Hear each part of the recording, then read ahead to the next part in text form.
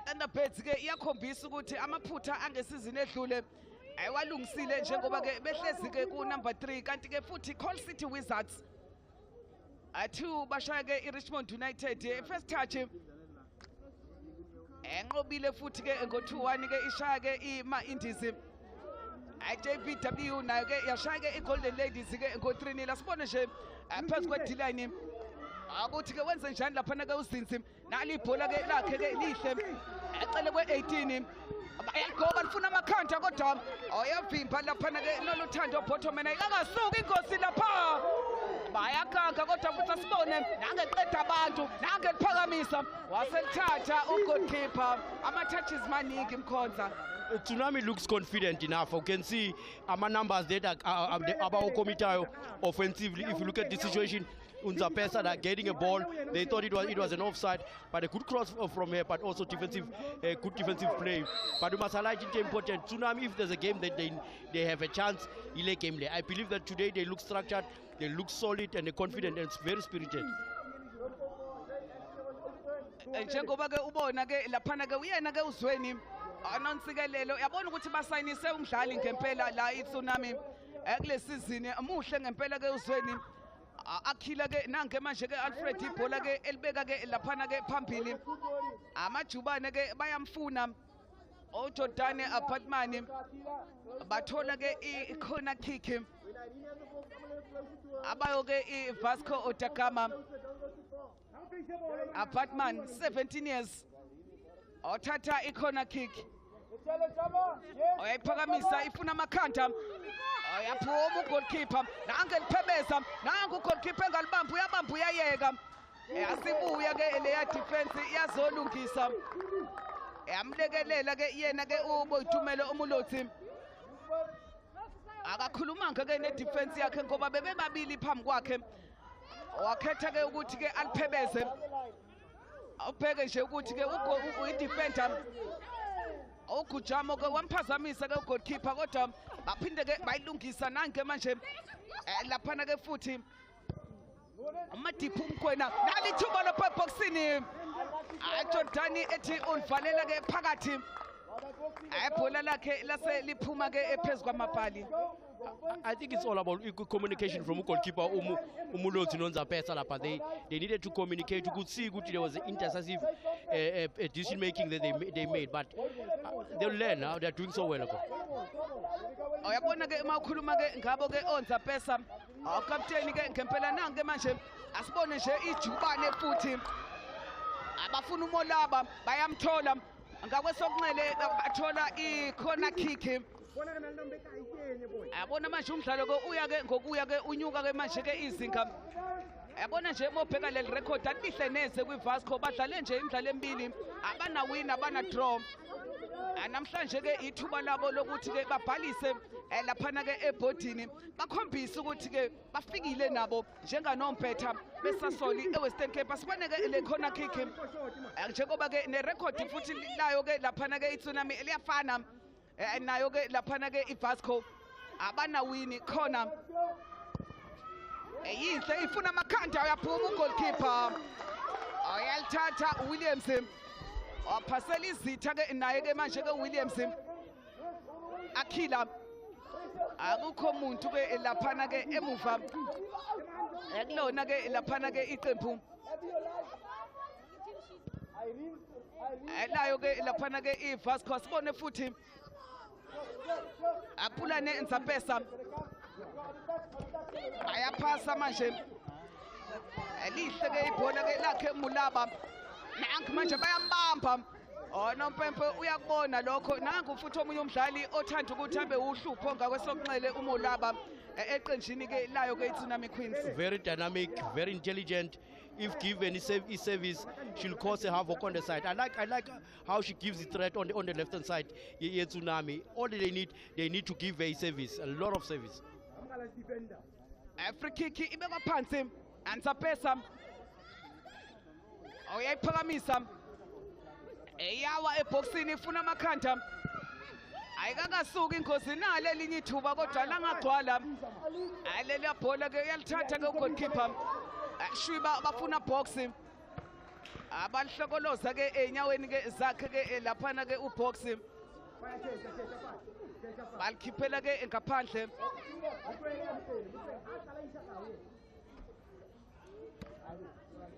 throw in futhi nikezwa ke iyona ke iVasco da Gama chapter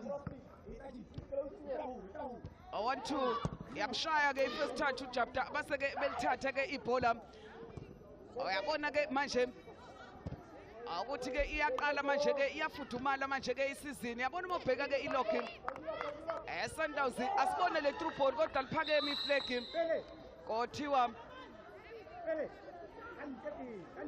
ke offside laphana ke uzweni iSundowns iJVW neThunderbirds ewona ke womathathu ke lamaqembu nali nje ugabagaba lwe-offside ayitolikwa ke leya offside uyazibonela nje iSundowns iJVW neThunderbirds iwona kuphela amaqembu asakwazile ukuthi ke anqobe ke indlalo ke yomthathu acollecte nje 9 points nanke manje uBox ebeka kamnandi eboxini kodwa kukho umuntu akukho umuntu ke laphana ke eboxini elayo ke laphana ke iTsunami abase ke bedlala kabi bedlalisa kabi ke uZinzi Mukhwera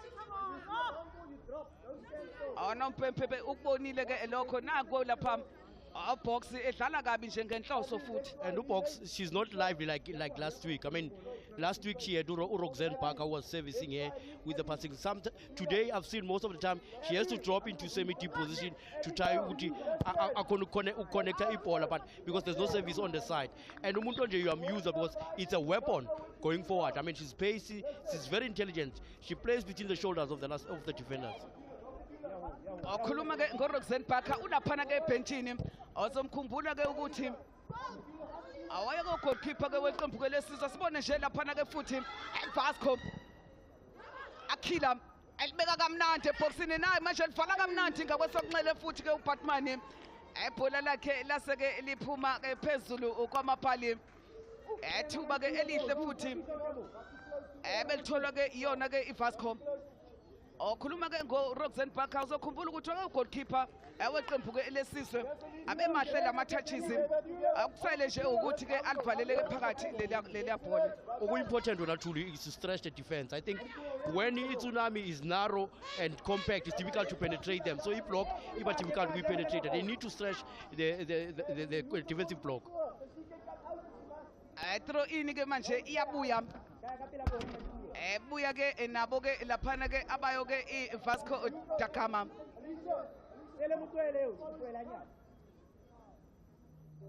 21 minutes ke bhodini sibheke manje kumzuzu ka22 asikakaliboni ke igoli ke la eUWC stadium ke eCape Town amaphuzu ke amathathu ke iyona nje into ke elwelwayo namhlanje amaqembu omabili adesperate awuBox nange zama ukukhahlela nje ekude ebhola lakhe liphuma nje kude ke namapali awuBox ushilo ke namhlanje ke Mkhonzi ukuthi akuyena ke lo Box esimbone ke ngesonto edlule ngoba amabhola kumele azowalanda namhlanje esiswini ohleze ebhenchini umuntu okade emphakela emnikeza ke amabhola sibone futhi Vasco ejika kamnandi ke laphana ke Irene naba manje banikeza ke laphana ke Alisha othi uyaliveza ke Alisha ibhola ke base belikhiphela ke ngaphandle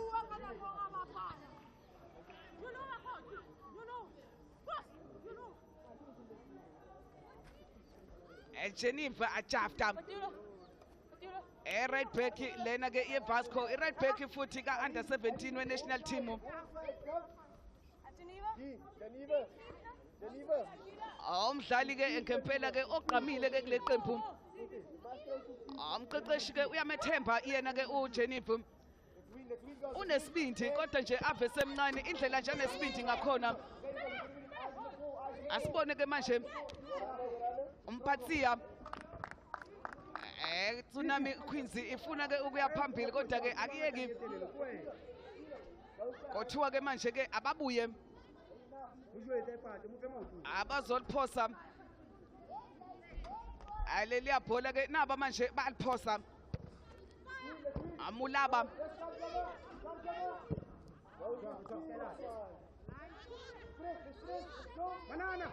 Mfukeng Ibhola labo ke lahamba Vasco manje ke iyabuya noJafta awadlula uJafta waphasa kahle futhi uJafta waseganga ke ngebhola Irene Joachim ngemuva nje komsebenzi ke omuhle wakhe lapha na Jennifer Jafta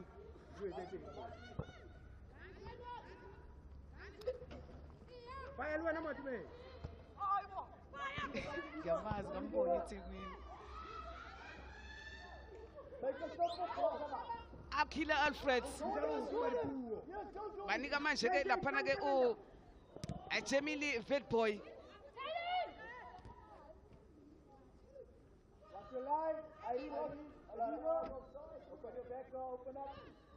Irene ke lapha ke Joachim bayamvimba usala phansi ke lapha ke uZweni boxi iyavalwa indlela yabona nje ukuthi ke ihleliwe namhlanje into kaBoxi asibone manje ke nangu komula abanga kwesonxele ibhola ke eligoba ke boxini le yamvinjwa ke leli bhola alibonke umuloyi naye ke futhi ke uyazama aliyathathwa ke ibhola ke lakhe Noxi ka shota striker engi ya hotel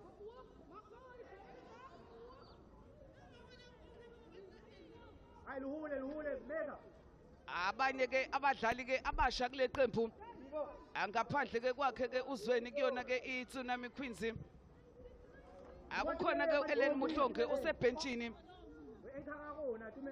amolebo wange amfukenki akhona ke lapha ke enkundleni center back khona ke naye futhi ke eboyitumelo umlotsi ugoalkeeper alo olapha ke enkundleni ke omunye futhi ke umdlali omusha ke kule qembu njengoba ke bezama ukuthi okwenzeke ngesizini edlule kungenzeki yabona ke ball possession bathi nje 50-50 izinto ke eziyalingana alikho ke iqembu ke elingcono ke kunelinye anayi cross ayithola umuntu kodwa ke lapha ke boxini I think the ball position might 50-50 so there are a lot of exchanges in the midfield, but it has to be progressive. It has to give them a progression. They just need to use the ball position for progression. Obviously, they want to find Umpatie Pambili or Uchansin on the other side as a reference point. Yabona ke ngaphandle nje kwela lamaqembu amabili iVasco nayo ke iTsunami Queens abangakawathola amawini ekule season elinye futhi ke iqembu elingawazi ke u3 points ima Indies iyadlala kahle kakhulu idlala neSundowns umdlalo wokuqala kodwa yagcina ke ishawa ngo2-1 sasisitshela ukuthi ke hayi izobuya ke kangcono emidlalweni ke elandelayo ngoba ekhombisa ukuba strong kodwa asibuzange langeni yakhala induku ngomdlalo ke olandelayo beshawa ke ngo7-0 nayizolo futhi baphinde ke bashawa elinye futhi ke iqembu iDurban Ladies badlale 2 games ngoba ke umdlalo wabo oqala kwakufanele ke bawudlale ke neTUT awuzange ke ube khona ngesimo ke seyikhukhula ke eThekwini kodwa kuyona ke lemidlalo emibili iDurban Ladies ayina wini City Ladies ayina wini Golden Ladies nayo futhi ke ayinayo ke iwini amaqembu ke wonke ke lawa ke alaphana ke ezansi akusukela kuyona nje iVasco da Gama akusamele ke babone ke ukuthi ke izinto zabo ke bazilungisa kanjani ngoba amangabe ke beqhubeka ke bengawatholi ke amaphuzu siyazi ukuthi ke izembe ke liyagawula kule season asibone laphana ke ngakwesokunxele ezweni boxing akanayo support uyashaya ugoalkeeper uyalibamba ucamela phezukwalo Better move from Itunami. I thought they came up Umpatie that needed a bit of support. I think if she was indecisive whether to cross or to take a shot. But it's good. If Itunami are showing good signs, they're showing confidence. Hence I said we are very spirited Namhlanje. Hence I said if there's a chance for them to collect points today, is this game. But I'm not writing off Vasco. I believe they also have a chance. But you can see the teams are busy scanning each other to see what bazo getana kanjani. Ebhola ke libekwa phansi uJafta uyena ke uphezulu kwebhola. Uyaliphakamisa kodwa aliphuma ke eceleni ke ekwepali. Yabona ke iVasco eqembu ngempela ke ekhombisayo ukuthi ke lakhiwe kahle banenhloso njengoba ke leqembu lasungulwa nje ngo-2005 khona ke lana ke eCape Town kodwa ke izinto kasebezenzile ngempela ke ngo-2014 benqoba ke i-Coke Cup asebeke bayiphinda ke kwaze kwaba ke ikabili futhi ngoba ke nango-2021 bona futhi ke abayithola leyo ndeba ke sibone aliphakeme iflag ephakeme ke iflag lephakeme ke iflag kuthiwa ke se-offside omfukenki awayo ke laphana ke i-Tsunami Queens eqala phansi emuva manje ke iyona ke iBasco anokuthatha nali ithuba lapha ishe kwalala ngadliwe kuBasco da Gama asibone manje bayabuya futhi ayamaka uJafta ebhola ke laseke liphumela ke ngaphandle afuna nje ukubadla hlaza uzweni anali ke lebhola iback pass athi uyafika ugoalkeeper lamshweba kwalamula ibhali. Lucky Bottoman, she was not looking, she played a pass thinking the keeper is just behind her, but even if she plays that pass she has to play it away from the goal because sometimes the goalkeeper will misreceive bese kuba goal. So I think Bottoman that situation was he thought yakhe was bekazitshela nje ukuthi igoalkeeper ikona la emva kwami ngizodlala ipass to regain position. Abosizo ke elokuqala ke bayangena abosizo ke elokuqala bayangena awuzinzi alebange amuloyi uhlezi phansi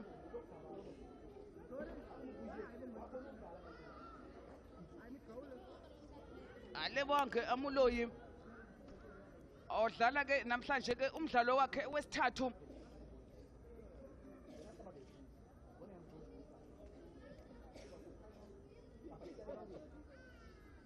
adlala ke umdlalo wakhe ke namhlanje owesithathu ke nanke umqeqeshi la uCalvert uAshraf umqeqeshi ke weqembu ke layo ke iVasco da Gama othi ke ufike ngesizini edlule wathatha iqembu walifaka laphana ke kuyona Hollywood Bets edlala ke wonke amaqembu la eCape Town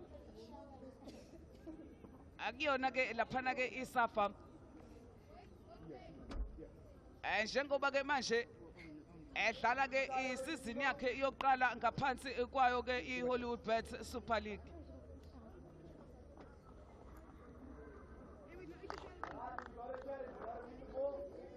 Free kick ibekwa phansi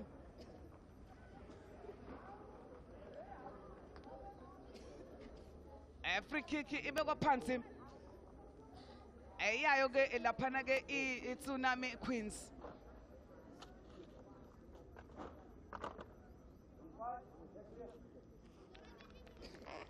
Othiwa ke alibekwe phansi ke leliya bhola free kick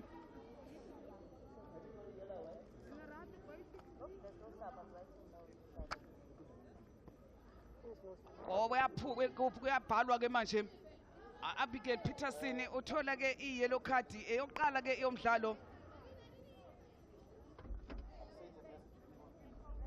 yellow card yokuqala yomdlalo ephuma ke ngesombe ke esokuqala Peterson ebhola nali ke manje ke ngaphakathi ke eboxini liyavalwa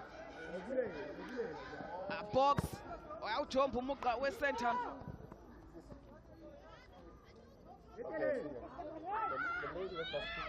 Number 9. azinze emuhwera bafuna ke umolaba Nzapesa bamthathela ke uNzapesa box alindi support ubox abaphakamisa kodwa ke ibhola ke alaphumela ke ngaphandle akuseyiqanda kuyona ke iVasco iqanda futhi kuyona ke iTsunami Queens.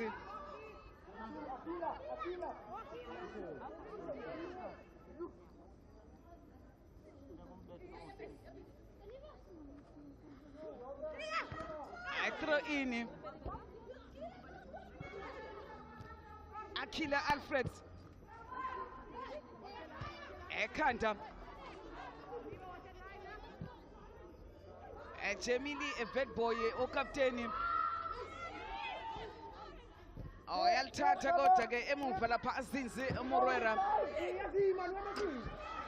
asibone manje ke laphana ka ubox uyaphuma ugoalkeeper yalithatha laphana ke uBuitumelo Mulotsi guys kwenzakalani ngala ngempela number 19 no9 lapha enathi enza pesa yalithatha kodwa ke ubox awabuya nalo ke emuva manje kodwa baphansi kwengcindezi ebhola ke inali ke manje liyabuya futhi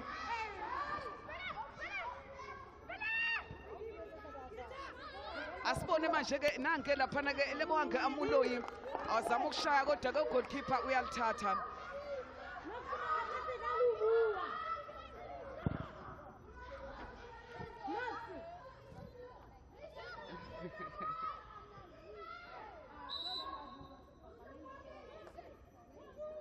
awuhlezi phansi ke uzinzi uMorwera bengibuza nathi unumber 9 no number 19 kwenzakalani amajezi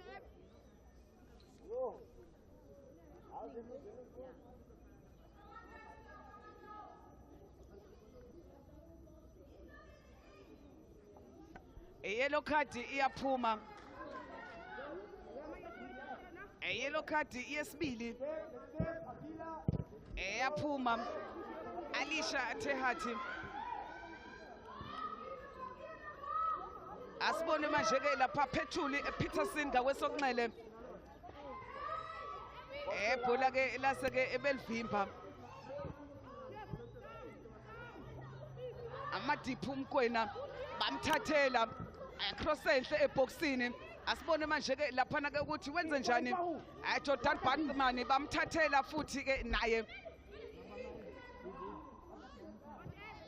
amatsiliso umpatsiya awuvula kamnandi ke umdlalo ke yena ke umpatsiya abafuna manana Mukwena bayamthola umkwena endlela yamkwena kodwa iyavalwa kodwa uyazabalaza umkwena ekhanda ke elihle ke lika captain awadlula umuntu edlulisa ubox athi uyaphasa ke ubox kodwa ibhola lakhe ke naye futhi bayabuya manje Vasco eboxini Jordan abaningi asibone manje ke ubox laphakami flag thiwa offside.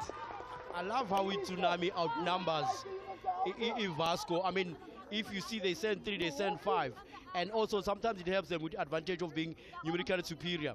But also one thing I've highlighted is I've been criticizing them in high line, but sometimes they hold a high line to invite a long ball over the top so that they can reduce the amount of time bangekho ball position. So sometimes it's not just about holding a high line, but it's also to invite a long ball so that they can reduce the amount of time bangekho ball win.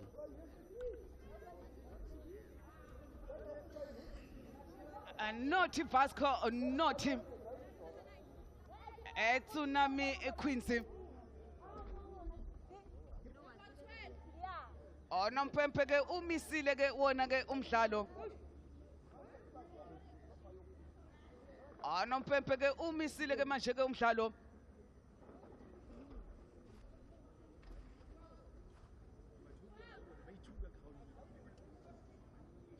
Asibone nje ukuthi kwenze njani nanke manje. Nompempe okhona akubonayo ukuthi ke akuhambi kahle ke laphana ke enkundleni. Awuhloniphile Msezane awavele ke wahamba ke waya ke lapha kwi-photo official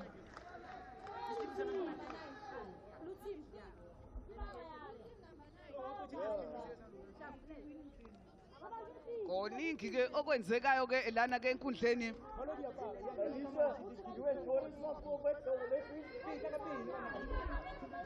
uyabona ke la uzinzi njengoba ke ebephumela lapha ngaphandle ugqoke unumber 9 olebohange umloyi ugqoke unumber 11 izikhindi namajezi akhambisana imkhonza omunye ugqoke unumber 19 ngehla isikhindi so9 omunye isikhindi so-19 i-top number 9 ingakho uNompempe ubakhipha bobabili ukuthi abahambe baye-dressing room bayogqoka kahle. Sometimes you'll have a think about inspection before the game. You need to also check that. I might be wrong, but I believe ukuthi nathi besiyenza ama players sometimes ubona ukuthi isikhindi sincane using number different. So they've changed the shorts. They're wearing in number 9 to 9, 19 to 19. Izinto ke zenzeka ngempela ke kuyona ke Hollywood Bet Super League babuyile ke manje ke yena ke umuhwera ano lebohange emuloyi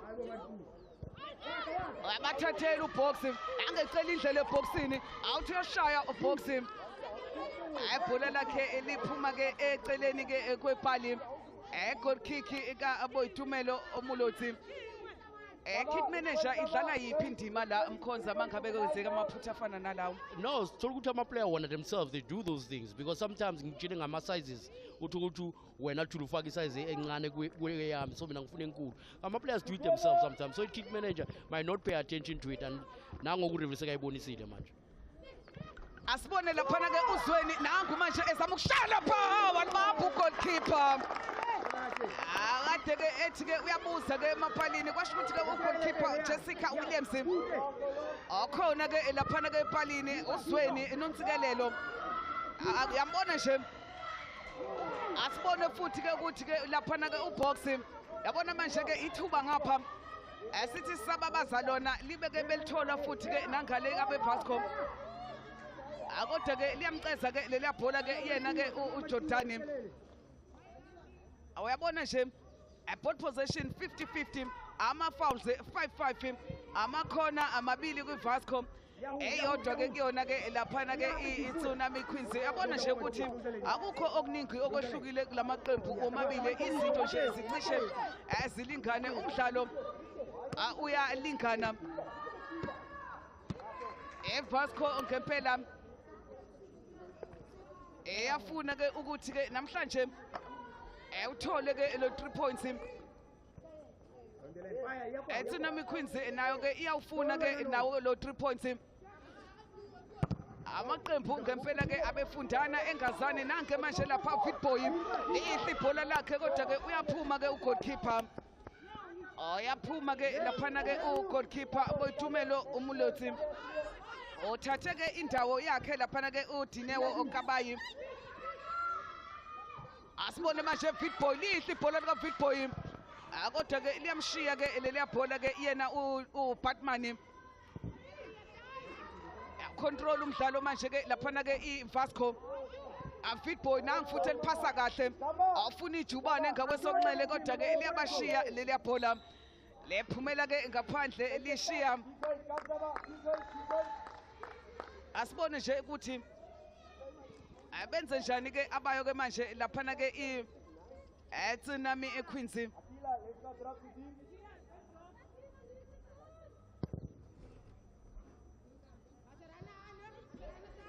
asibone manje ke emuva nange edlala i-back pass engenasidingo yazi leya back pass ke beyingozi ke ngendlela emangalisayo ngoba iza phezulu ku-goalkeeper la bengakakwazi ukuyibamba ke ngezandla. The action is still there. Remember, Bottomman did the same, just playing the ball directly to the goalkeeper. Now Alfred is doing the same thing. So they need to try and wait for the right moment to play the ball, because sometimes you play it Utologutu Williams, goalkeeper, she's not ready, and what happens?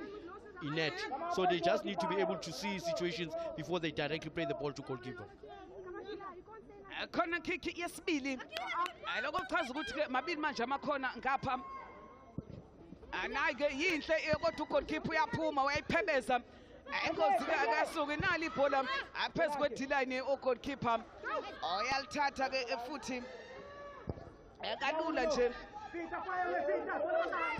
phansi emuva manje ibhola ke lase ke elonakala aliyonakala ke ibhola ke layo ke iVasco Odakama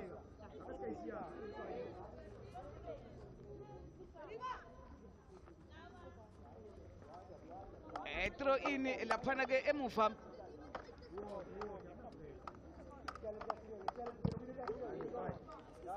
awusahlezi phansi ke laphana ke umqeqeshi awayo ke iTsunami Queens Awuzokhumbula ke ukuthi ke umqeqeshi ke weTsunami uThabiso Mfukenge obengayona ke head coach ngesizini ke edlule. Kodwa ke ube yilungu nje layo ke i-technical team kodwa manje uyena manje ke ophethe ke intambo azweni alebo wange amuloyi yalixosha manje ke laphana ke ulebo wange afuna ke uzweni just number 20 walifaka kamnandi wajika kamnandi wawuswitch umdlalo kodwa ke liyavalwa ke ibhola njengoba kade ke efuna ke Manana Mukwena aliphakeme ke iflag ekuthiwa ke bamdlalise kabi ke ukapteni Jemili Vitboy 24 years strong yena ke Jemili aphinde ke laphakama futhi ke iflag kuthiwa ke offside kuyona ke iTsunami Queens yabona ke uzweni oyayihlupha ke leya defense iyayo ke iVasco kodwa ke uhlupho lwakhe alikakazitheli izithelo angathi ke sizoya ke ekhefini ke singakaliboni ke igoli kulomdlalo njengoba ke kuthiwa ke kuzokwengezwa imzuzu emithathu ke kuphela Akila othiwa ke lelela bhola ke alibuye ke libekwe laphana ke ekhoneni othini ke laphana ke uNompempe othi ke aliphoswe eVasco ngakwesokunxele anoluthando obhothoma naba manje abeligoba ke eboxini kodwa ke bahlezi bekhona ke lapha emuva Amfukenge naye ke uGujamo bafuna uzweni ayavimba uJafta bashayisana ke baningi angu goalkeeper eshayisana ke ne-defender ke lakhe abakhulumi akakhulumi ke ugoalkeeper ke benaye ke laphana ke uGujamo acishe nje bazifaka kenkulu nje inkinga throw in Chapter cross eboxini akukho umuntu futhi ke wayo ke iVasco da Gama ama-second ball ayawa phezu kwe-D-line kodwa ke abafiki ke ngokushesha abadlali ke beVasco lapha ukuthi ke baqedele umsebenzi communication but bengimuza umulotsi alibiza athi keeper's ball I thought lapha uNzapesa needed to listen to the keeper just to protect, to defend i-attack angatholi opportunity yokufaka inyawo akuthiwa ke abaphose manje yabona ke iTsunami Queens ezinye ke izinto futhi ke okumele ke bazama ukuzilungisa ngempela kule season kona asibone nje ayiphesa kamnandi nanke manje ebox Vitboy ke uthi ke uyadedela ibhola ke liphuma ke phezu kwamapali umnyakazo omuhle wayo ke laphana ke iVasco da Gama uyabona ke ngempela ke ezinye izinto akufanele ke leqembu ke leTsunami lizilungise defense ngempela ke njengoba ke usho umkhonzo ukuthi abacommunicate abakhulumi laphana ke emuva iyona lento edale ngesizini edlule ukuthi ke bazithole sebededela inqwaba yamagoli 87 ngiyakhumbula nje omunye umdlalo ke bedlala ke nayo ke laphana ke iTUT yabashaya 8-0 izolezi nqushunqushu kabazenze emuva nangu goalkeeper phuma ke laphana ke uWilliams TUT yabashaya 8-0 JVW yabashaya 7-0 Sundowns yabashaya 8-0 ikhona ukuthi ke i-defense inenkinga eziningi ngoba ke badlala ngathi badlala baqala ukudlala ndawonye isizini yonke. I think coach Chabiso has worked so hard on the team structure defensively. We can see from this match they look organized, they very mean defensively. But I wanted to sum up the whole first half. I think both teams, there's a lot of exchange in the midfield. They need to take a confrontation line a bit higher. The amount of shots on target is a reflection good. The risk is not taken enough.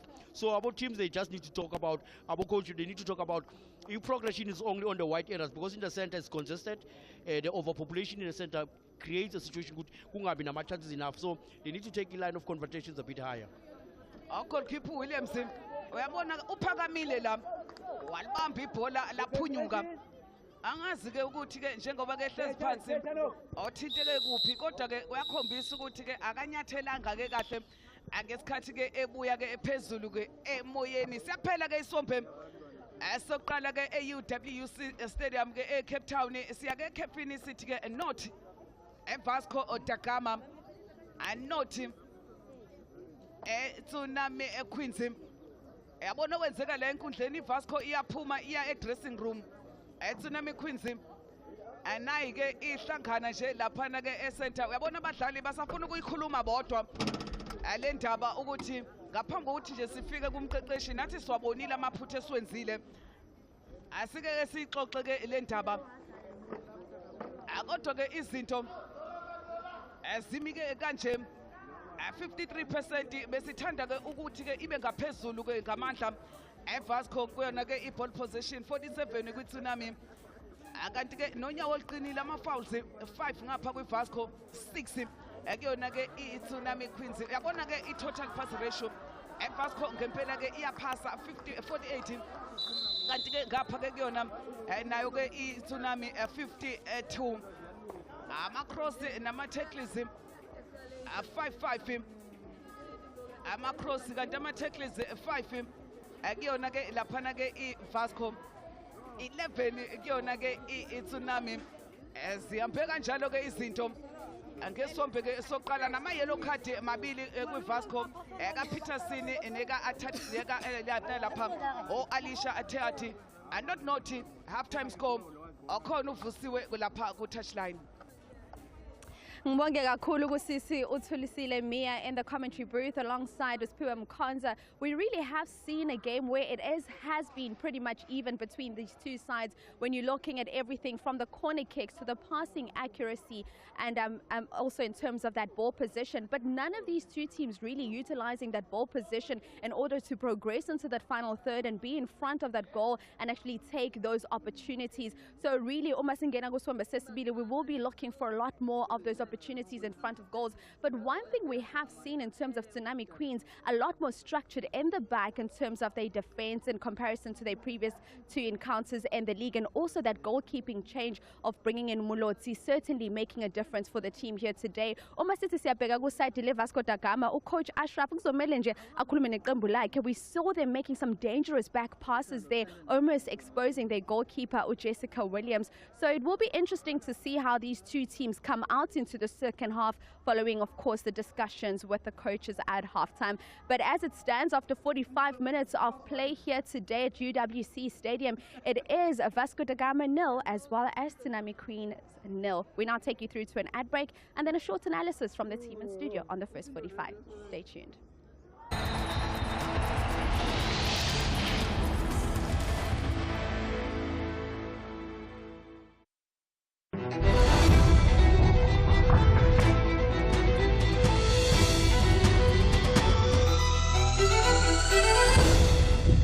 This Sunday, TP Mazembe goes head-to-head with RS Bekane in a bid to conquer. Catch the CAF Confed Cup live.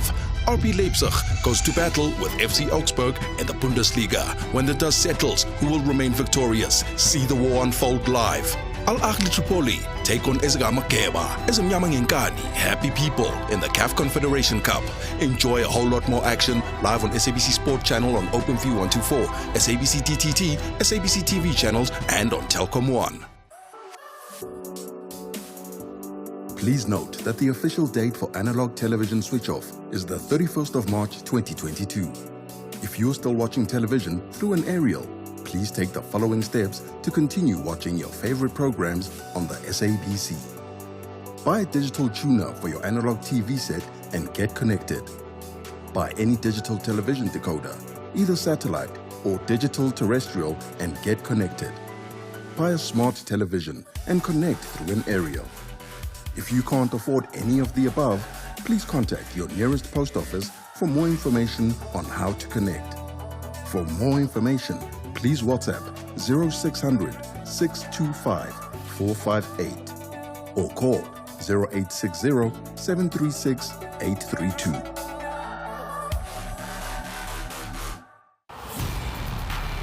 trophy is the head that wears the crown. And no one understands this better than our very own African champ that enters the football pitch.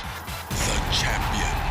The one that celebrates in victory with pride and also loses with honor. The one that never surrenders and never backs down. The entertainers, the crowd pleasers, the counter-attackers and the shot stoppers. It's the magnificence of our champions, handmade and crafted on our beautiful African soil. Oh, gets the ball into the back of the net, they take the... Witness the triumph of the 2021-2022 Total Energies CAF Champions League and CAF Confederations Cup. Live on SABC Sport channels, SABC TV channels, and SABC radio stations in your language of choice. This season, we are #Crowning Champions, and we love it here. Proudly brought to you by SABC Sport. Risk everything, fear nothing, no regrets. Play hard or don't play at all, and rise to the top. Catch the finest of local talent in the Heritage Rugby, Saturdays at 3 p.m. Live on SABC Sport on TTT Channel 4, OpenView 124, and also available on Telkom 1.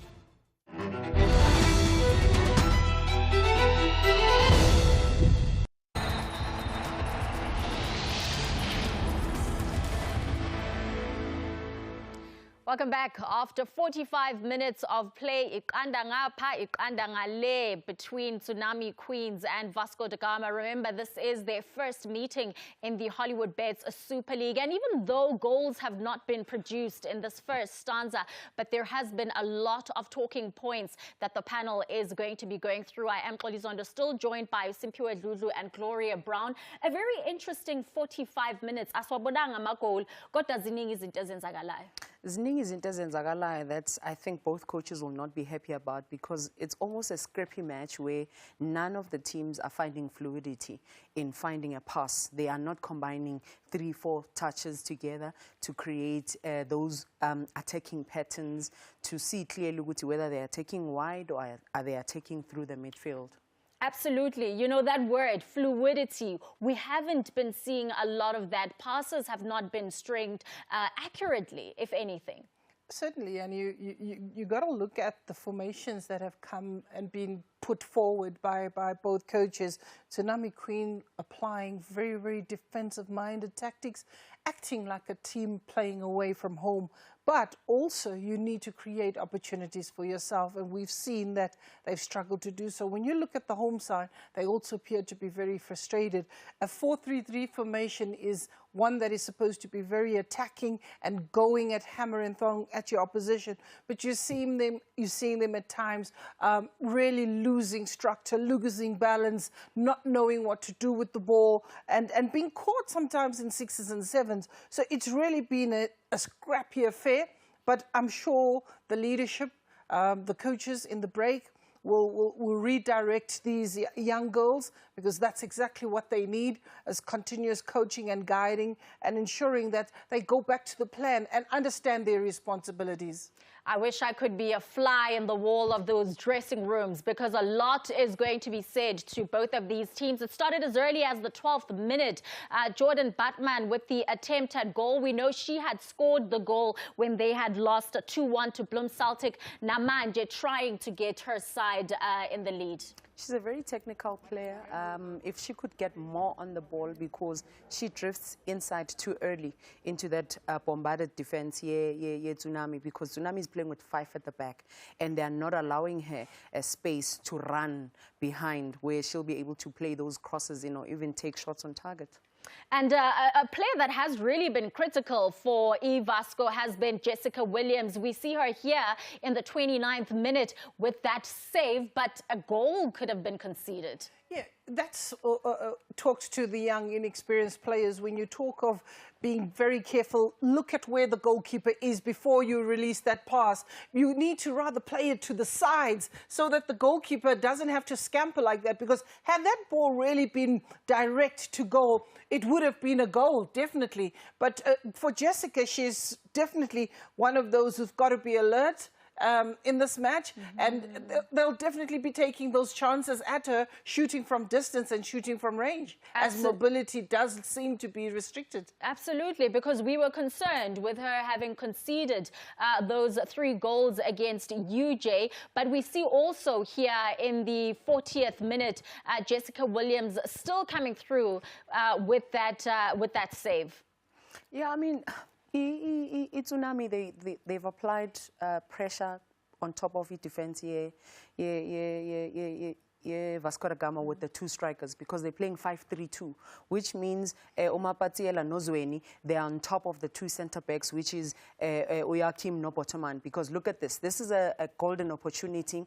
Unlucky there for Uzweni, which is she couldn't score a goal there. But these are the moments that they need to create, because look at that. It's a combination between the 2 strikers saying, can we go forward and try to get a goal? They couldn't. They couldn't. You're also looking at the pace that was shown from the defense here, Vasco, able to track back. Botaman no Joachim running with Mpatsiya and Zweli to the goal to try and destabilize. And all you need as a defender, if the race is on, you just try and maybe but don't make it easy for her to take a strike at goal. And that little interception made a difference. This is what I'm talking about right there. It actually forced her to rush into a shot when she wasn't ready, and goalkeeper making the save. Definitely positives coming through from the Tsunami side, forcing Jessica Williams to come through with those saves. But also for Vasco, Siyabona manje with Jamie Lee Witboy, the captain of the squad, also trying to get that shot at goal and score for the team. Vasco, as soon as Batoma Pasana, especially in the opposition half, but created the opportunity, because Peterson here realizes there's a gap in between. Just unfortunately for Jamie Lee Hori, she didn't get it on target because her boot was facing up, and although she tilted back, if she went on top of the ball to try and hit it across, a sharp target at least. And this is what Vasco needs to do going forward. They need to make sure they interlink with each other, because Chloe, you mentioned it, that reinforced defense is going to make it difficult for them to get easy passages of the passes. Absolutely, and you can actually see with that, the spaces are very limited in between the players. You're almost finding them in a cluster in most cases, making it very difficult to just thread those passes in between. But Peterson and Witboy, you can see the nifty footwork for Peterson. She seems to be the one to carry the ball and knock it about, but also it's not been made easy by Mukwena, who just seems to follow around and be that shadow and try and break down all the attacks from Vasco. You know, if Vasco must beg the number of missed chances that they have, they really lost a pivotal player in Michelle Minis, because a lot of those chances should have been converted. We both watched Guma playoffs to say she was a top goal scorer, player of the tournament as well. And you can see she's that missing link. They haven't found a player to replace her and score those goals. She can score from any angle. They are missing that. Well, it is still goalless at the University of Western Cape Stadium, the match between Tsunami Queens and Vasco da Gama. The question is, are we going to be seeing goals in the second half, or will this match end in a goalless stalemate? Let's take it through to our commentary team, Utulumiya Ganye Nosphiwe Mkhonza. Asibonge kakhulu ke lapho ke e-studio ke kuwena ke Xoli uGloria Brown kanjalo ke no Simphiwe ke usakuthina alana ke eCape Town ke Kapa ke elodumo ke isombe sesibili ke la kudlala khona ke iVasco da Gama iqembu ke lasekhaya badlala ke neTsunami Queens siye ke eCafini sithi ke not yabona ke manje uyashintsha umqeqeshi uCalvert ngesombe ke soqala sinomkhonza sike sakhuluma ke ngoBhakha ukuthi ke uhlele ebhenchini nangu manje ke umdlali abazomfaka kodwa ke ngibona ke inguquko ezintathu kodwa Obhakha omunye ke wabadlali abazongena ke kule qembu uyakhombisa ke umqeqeshi ukuthi lokhu umkhonzo obukhala ngakho ukuthi uBoxing akabatholi kahle amabhola ukubonile uzokulungisa manje. I think important is Bhakha. Technically it means they want to establish control, they want to establish play. I think from the center, because Bhakha will give them that artistry in the center, and obviously we're very influential in linking up play or in advancing in play. But what's also important is Box drops into the semi-deep position, which compromises. Now she needs to run into the space also. So Bhakha will give those passes just behind Unzapesa on the side, or Umazu. Omunye ke futhi ke umdlali ke ongenayo ke ulaphana ke omila bakhipha uJafta. Omila ke njengoba ke bengisho ukuthi khona abadlali ke abasayiniwe abasha naye ke omunye umdlali ke omusha lana ke kule qembu ke layo ke iVasco Peterson bayamkhipha indawo ke yakhe ithathwa oyena ke laphana ke Roxanne Abhakha ushintsho lwesithathu anoluthando oBottoman kongena ke uMantombi ijinqi esona ke inguquko nayi ke ifirst touch ekaBhakha eyinhle futhi ke nephasi yakhe laphana ke uRoxanne Abhakha oyayihlaba uyayicela uyayiphasa ke yena ke laphana ke oBhakha asiphinde ke sikwamkele ke umbukeli ke lapha ekhaya ke sisho sithi awuhlale phansi nje uzinze ngoba ke umdlalo ke mnandi ke la eUWC stadium ethuba ke elesibili manje noma ke isombe sesibili ke sekuthi lamaqembu azame ke ukuthi ke athole ke amagoli ngoba ke isimo sawo womabili ke asihle neze abaziyo ke bathi ke kubalekile ukuthi usheshe ke usebenze kusakhanya awungaze ke usebenze sewunencindezi ngoba ke izinto zivele zingabe zisalunga ngaleso sikhathi lamaqembu ngempela ke ayawadinga amaphuzu amathathu Jamili Vetboy akapteni ke walo ke iqembu ale Vasco oyena ke manje olungisa ke esonke isimo ke laphana ke eswini yabona manje uBhakha ozodlala ke naye ke laphana ke uAkhila uAlfred yabona ngama playoffs kwakuyiyo isona sisu esamqeqeshi lesi uAshraf Calvert. Bhakha is allowed the freedom to express herself, especially just behind the striker Upatman no Tehat. So you'd want Bhakha to link up the play and advance the play with those passes. Ayaxosha ke emuva ke manje laphana ke ujinqi awungena ke kusona ke lesombe badgudlisa ke touchline kodwa alifiki ibhola ke njengoba ke elithatha lebohange amuloyi aliphakeme iflag kwathiwa ke useshawa ke umoya ke laphana ke futhi uzweni ogabagaba lwayo ke i-offside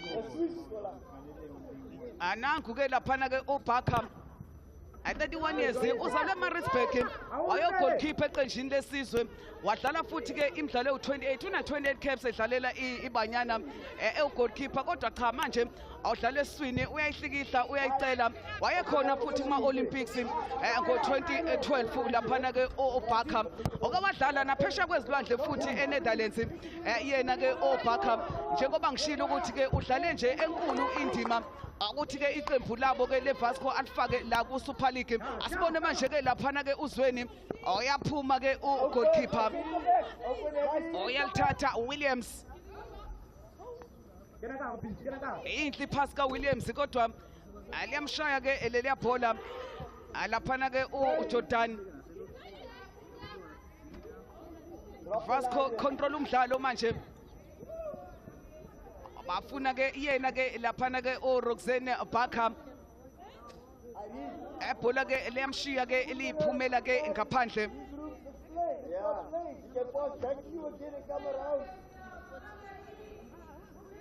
bafuna nje ukuyiqala laphana ke emuva abayo ke laphana ke iTsunami Queens ayikakashintshi ke yona iTsunami Queens esabuye njengoba ke kade ke injalo ke ngesombe so kuqala ngipheka nje ibhenchi ukuthi ke bakhona ke abadlali abafana yayinhle iphasi ka Big Boy angena boxini lisana ngemuva ibhola lesana Fana kabolo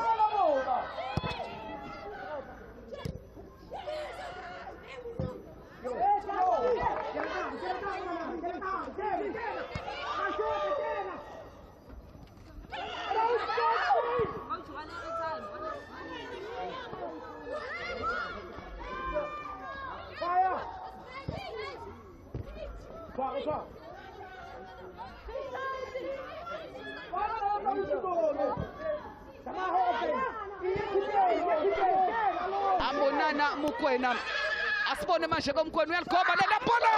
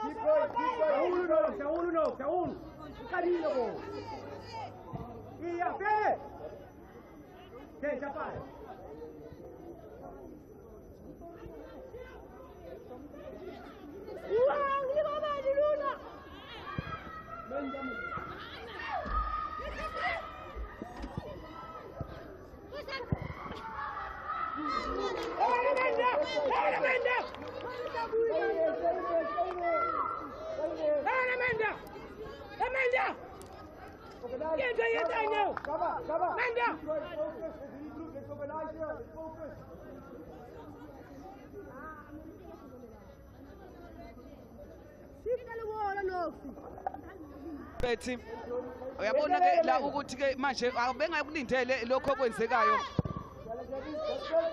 bengakulindele ke lokho okwenzekayo ke uyena wenza inguquko sase zabantathu Tsunami Queens iyangazenza inguquko babuya ke njengoba kade ke benjalo base ke bethola ke igoli ebhola ke liphumele ke ngaphandle ubox Kothiwa ke abathathe ke i-corner kick uyayithatha ke uJordan Batman uyoyithatha yena ke uBatman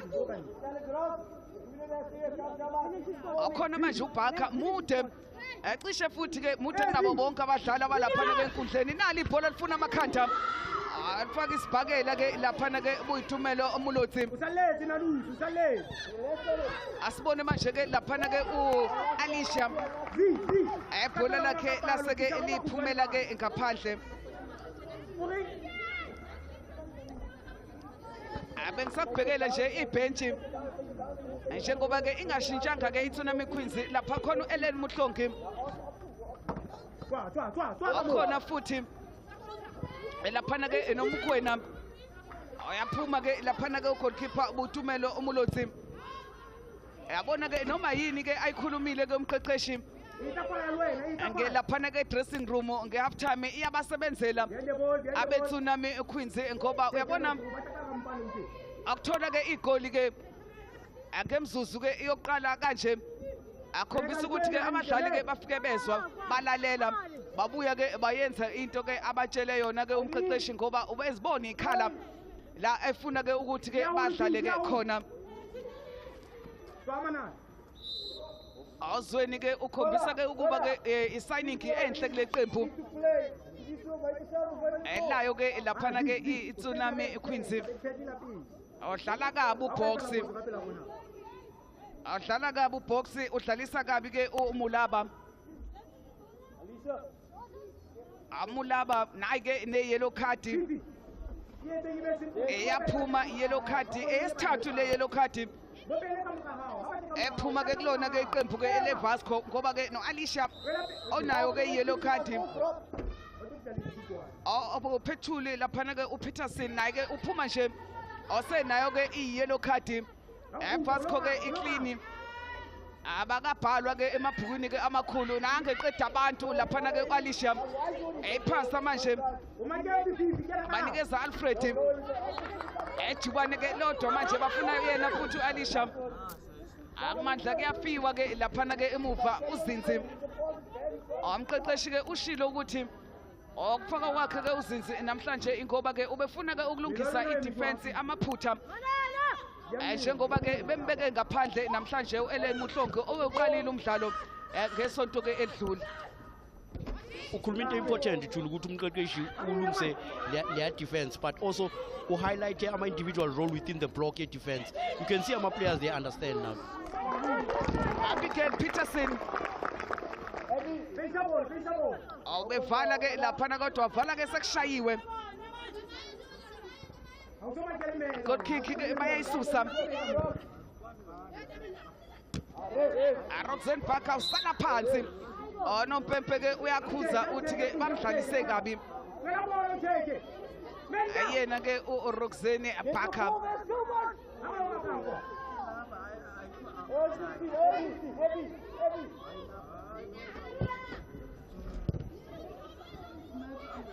Alebohange amuloyi. Eyavalwa ke indlela uyabona manje eyazethemba iTsunami Queens. Matsidiso umpathiya ejubane manje ke lakhe laphana ke Alicia. Asibone manje ke lapha Jordan Batman uyavala wayiphakamisa kodwa akukho umuntu eboxini. Anaba manje ke bezama ke ukushaya ke ebekude. Yabona ke ngala ngakwesokunxele awukhona ke la uJordan Batman kodwa ama cross akhe njalo avela sitholele i-defense yeTsunami Queens iyodwa nje ingaphazanyiswa umuntu kuleya bhokisi ke leTsunami Queens. Uyabona ukhathazekile umqeqeshi noma ke kuyamjabulisa lokho kwenzekayo ke la uThabiso Mfukeng kanti umqeqeshi okhathazekile manje uCalvert ngoba ke izinto ke azenzeki ke ngendlela ke abehlele ke ngayo. Asibone manje ke la futhi awuvusi ke wenyamazane lebonke emuloyi lalihle ibhola lakhe ke laphana ke umloyi bayalivala kodwa awubhakha uyafika uyawumosha wonke ke lo mcimbi. Awubhakha nanke manje othi ke uyadlula uBatman balithatha ibhola kuBatman amvuswe enyamazane lebonke emuloyi nayi cross kamuloyi ngene eboxini. Asibone manje ke ukuthi wenze njani eMatsidiso Mpathiya bamthathela ayikakasuki ingozi ekhonto ezokwenzeka kuleli bhokisi offside. Khona kuzobathusa laphana ke emuva beVasco. I think though Umlo is doing a very good job on the right hand side. She gives them the width, and especially after Batola Ipol, you must look at how she hugs the line to give them the width. She stretches the defensive block, and if given a lot of combination play, she gets a lot of progression on the right hand side. She can deliver a lot of good crosses. Hence, Neko Lilbuya from the side lag. Wanili hamba phambili eyona ke iTsunami Queens abhakha bamthathela nanke manje ke benikeza lapha umkhwena amadiphu. Yabona manje ke isiblues yabonana lisuka kumuntu aliye kumuntu aliphakeme iflag baphakamisa kuyena ke uMatsidiso Mpathiya. Kothiwa ke uyena ke offside laphana ke Matsidiso Mpathiya. Yabona ke usekhulile yena 39 years onesipiliyoni angempela ke yena ke uMatsidiso. Leqembu leli lisungulwa nje ubekhona olaze ukusuka ke nokuhlala. Uyabona nje ukuthi isipiliyoni sakhe laphana ke siyabasiza ozweni nabo ke laphana ke ozinzi. Abona amaqembu asewadlalelile ngempela ngoba uyakwazi ukudlala njenge left winger and a right winger. Khona ke ngale ke ebuchabelo eFree State odlalela Silver Spears odlalele oLiverpool obuya koBloemfontein Young Tigers kodwa la kuTsunami Queens ngesikhathi sisungulwa abekhona oyalazi ke leqembu eculture yeqembu eculture ke yeqembu ke uyayazi obheke namanje leli bhola ke lisuka kuyena ekhanda lakhe ozweni umcomplimenta kamnandi uzweni baya understandana ama movements abo lapha oMatsidiso Mpathiya nozweni lapha phambili tell ya isithelo manje interrelationship. I mean, if you see Uzweni drops into the semi-deep position, she occupies the depth, so that chemistry is very important for Tsunami, especially after receive by Pola. You look at sometimes Uzia will drop into semi-deep position. She doesn't get the pass. The pass is meant to go to Mpatia. So it's a good chemistry between the two. Akhona kick yayo futhi ke laphana ke iTsunami Queens. Akhona kick na ke manje uyavimba ngoba ke umuntu ubhakha kulula nje kuyena ke mangabe ke izinto ke eziza ke ngasekhanda uyabona ke izinto mangabe ke zigcina ke ziphela kanje namhlanje awuzolala ubuthongo umqeqeshi weTsunami Queens uThabiso Mfukenge ngoba ke umsebenzi wakhe uzobe ke ewenze kahle namhlanje ngoba ke uzobe utholile u3 points bazosuka ku number 15 lapho ke ebehlezi khona bazohamba cishe bayohlala ku number 11 ngale ke laphana ke ngezansi kwayo ke iRichmond United iyona ke ena 3 points ku number 10 yabona nje igxathu abazolithatha mangabe ke bewuthola ke lo 3 points kodwa ke konke lokho kuncike ekutheni bayakwazini ukuthi ke badlale ke bayiqoqe kuze ke kube ke esegcineni angazi ke laphana ke ko Golden Ladies ngoba ngikhulume ke ngokuthi ke iTsunami Queens yawadedela amagoli ne Golden Ladies yawadedela futhi ke amagoli yabona nje yasengene ke ngakubona number 16 uyabona ke la ohamba phambili ke Matsidiso Mpatia ngike ngasho ukuthi ke lekule qembu sithi isikhathi ke ekhona oyena ke namagoli ke amaningi 7 onza pesta laphana ke uPulane nabo ke bakhona ke emva kwakhe kodwa Matsidiso Mpatia oyena ke ngempela ke ohamba ke phambili ke ngamagoli alo ke eleli qembu njengoba ke kuthiwa ke abaliphose lona ke elebhola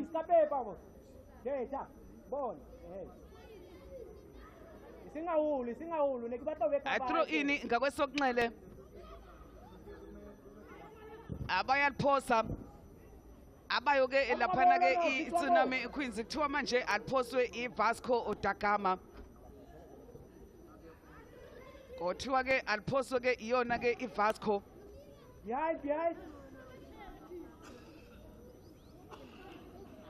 uyabona akuthi ke isimo ke sithanda ukuthi ke sisinde manje ke eqenjini ke edlala ekhaya esimo ke ngempela ke siyasinda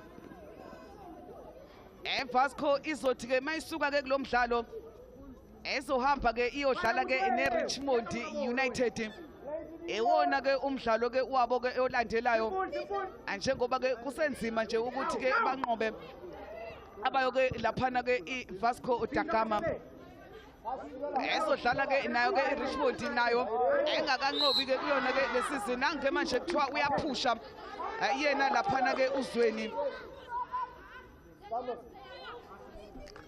othiwa ke uyaphusha uZweni ophusha Abigail Peterson Jinqi uyaliphakamisa ibhola oyabathathela kodwa ke elena lapha amadiphu umgwena uyalwa uBatman oyadlula uBatman nangu manje ke enikeza ke lapha angathi alisabona ujubane kodwa amandla khona ke kuyena ke uRoxanne Barker yabona manje ke bawushintsha umdlalo ngikamnandi ke abeVasco bayabonana Akhila Alfred 22 years ngakwesokudla yasivalwa indlela yakhe kodwa ke bawushintshe kamnandi ke umdlalo abayo ke laphana ke iVasco da Gama aphulane zapesa omunye futhi ke umdlali ke ongeke umnake laphana ke siswini kodwa umsebenzi wakhe avumkhulu ke kule qembu ke layo ke iTsunami Queens uyabona nje wonke amabhola ke eza ehlasela iVasco uhleze khona ezophazamisa noma bengamdlula kodwa usuke sebaphazamisile yena sebebuyile bazomaka mangabe kade ivulekile idefense yayo ke laphana ke iTsunami Queens kuthiwa ke alibekwe phansi kuthiwa ke alibekwe phansi ebhola ke njengoba ke ebelithatha abayo ke laphana ke iTsunami Queens uyabona ke ukuphela ke kwalomdlalo ngo 3 o'clock akuzoshunqa uthuli futhi kuyona ke lenkundla kozosiphuka idindi njengoba ke iTUT ezobe ke idlala ke neqembu ke lasekhaya ke UWC umdlalo ke omkhulu ke futhi ke namhlanje esawubona ke kule nkundla nawe futhi ke mbukeli ke ozobona ke lapho ke ngasekhaya Vasco ngakwesokudla bafuna manje ke laphana ke uAkhila Alfred eyavalwa ke indlela yakhe Alfred eyavalwa ke indlela ke yakhe uAlfred kokhona ushintsho oluzokwenzeka akhona ke ushintsho oluzokwenzeka iVasco eyashintsha iVasco uyaphuma manje ke uBoxi Karen Yansini oyangena ke laphana ke Karen Yansini othi ke umqeqeshi ke usukwenze konke boxing abongakwenza ke osukwini ke lanamhlanje ezinto ke azihambanga ke ngokohlelo azihambanga ke ngokohlelo ke izinto. If you compare a performance ka boxer last weekend with this today's performance, you can see the difference. The body language also bengibona ukuthi ngathi akajabulanga ngaphakathi, but I think now Jansen comes in, also gives the element of the pace which they're looking for on the wide areas, because that's where progression is on. So the speed that they have, they need to utilize it. Also the deliverance in boxing process. Free kick endaweni ke enhle. Free kick enhle yeVasco. Phezu kwebhola ke khona ke uJinqi.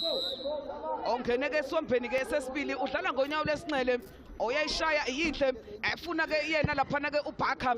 Ebhola ke laBhakha laseke livinjwa bathola i-corner kick. Abayo ke laphana ke iVasco.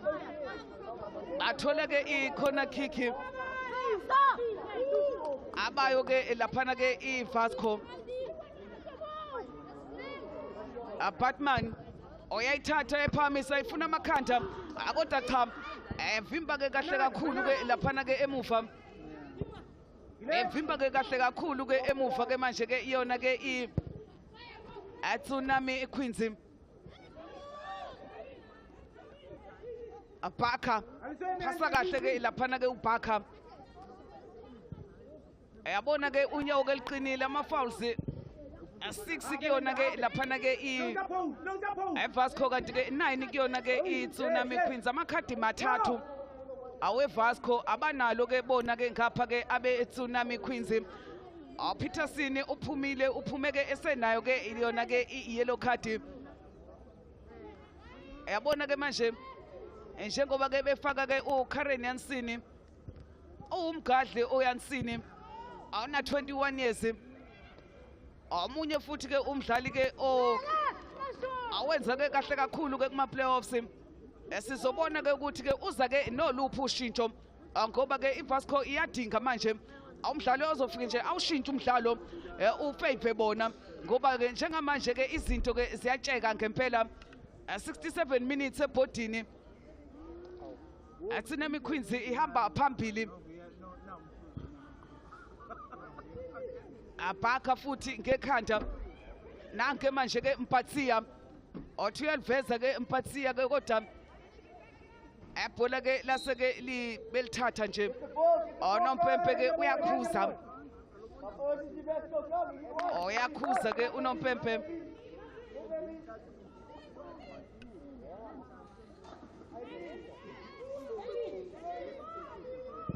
asibone nje le bhola ke elide anaba manje ke beshayisana Bhakha aliphakamisa kamnandi uBhakha kodwa alifundiwe leli bhola ukuthi liyapi dlala kahle kakhulu ke uRefilo Mkwena 20 years yena ke uMkwena Abigail Peterson yayinhle iphasi yakhe kodwa ke ukhona futhi uRefilo Mkwena ozomaka ibhola ke wase elikhiphela ke ngaphandle 20 years nje kuphela njengoba ke umbona yena laphana ke uMkwena uyakwazi ke ukufunda ke umdlalo uyakwazi nje ngempela ukuthi ke abone izinto ke ezingakenzeki nanke manje ke ibhola ke elide Mpatsiya nangu manje uphezu kwe D-line uyomaka uyolungisa ke isimo ngoba ke uyabona ukuthi ke amanzi angena endlinali ibhola elithru ibhola elihle nangu goalkeeper ephuma engafika ebholeni ithuba leVasco yaphabuza inethi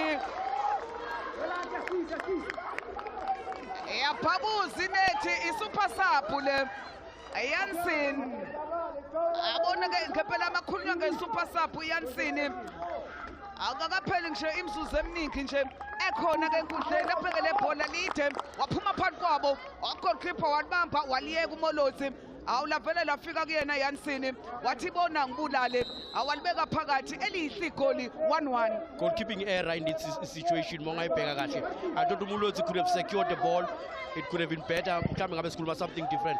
But you look at the dive yakhe lapha, in that instance she was not securing the ball and she gave it ipass phela le Jansen to terminate. But it's a goalkeeping error. I thought the highline was very good, but also goalkeeper needed to do his role, her role in terms of being a sweeper keeper, but she came out, she didn't secure, and hence she was punished. ephutha ngempela ke lakhe ke goalkeeper ephutha ngempela ke lakhe ke goalkeeper anaba bezama ukushaya bekudala phana ku goalkeeper bambeyeka futhi hayi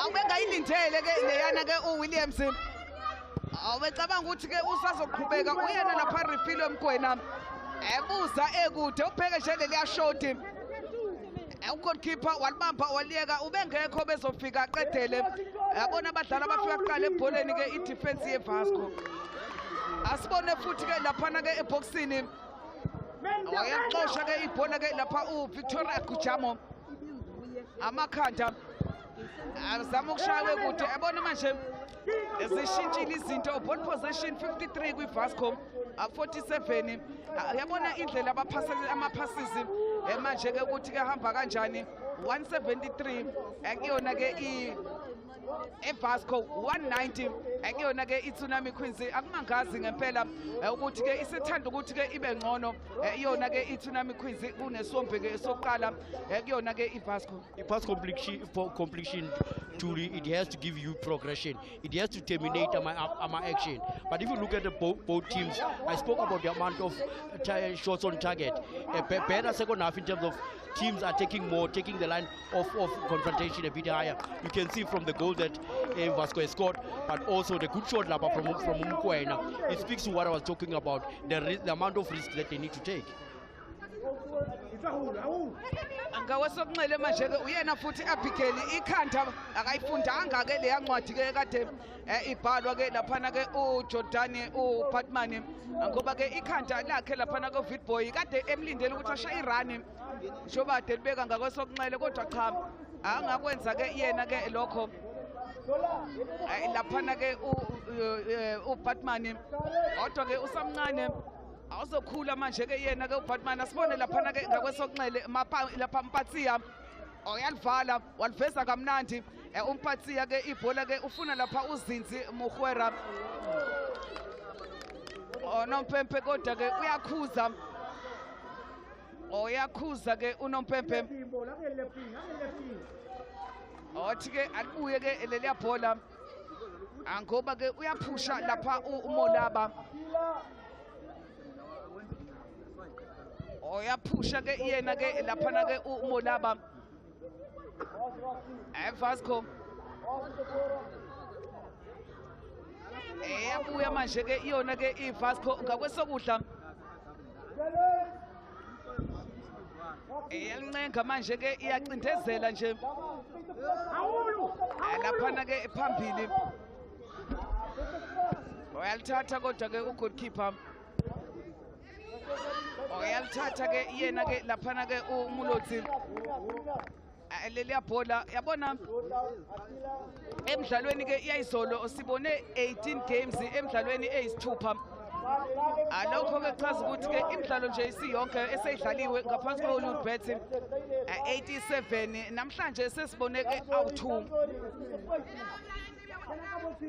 alokho ke kuthatha ukuthi ke sibe ke namagoli ke angu89 aseshayiwe